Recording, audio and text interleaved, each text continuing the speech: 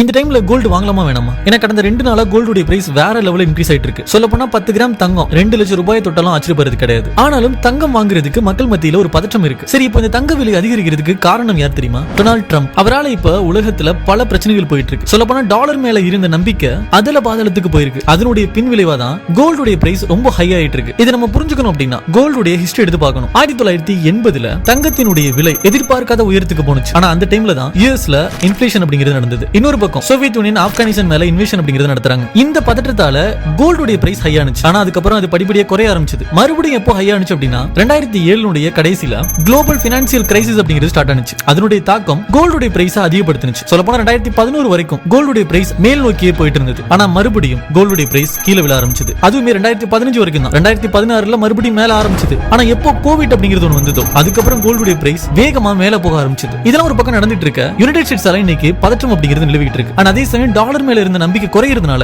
கோல்டுடைய price நினைச்சு பார்க்க முடியாத அளவுக்கு உயரத்துக்கு போயிட்டு இருக்கு. பட் இதுவுமே எவ்வளவு நாளைக்கு அப்படிங்கிறது தெரியல. சரி, இந்த டைம்ல கோல்டு வாங்கலாமா வேணாமான்னு சொல்லி கேட்டீங்கன்னா, நீங்க லாங் டைம் கோல்டு வச்சிருக்க போறீங்க அப்படின்னா தாராளமா வாங்கலாம். பட் குயிக் ப்ராஃபிட்டுக்காக வாங்குறீங்க அப்படின்னா யோசிக்க வேண்டிய விஷயம்.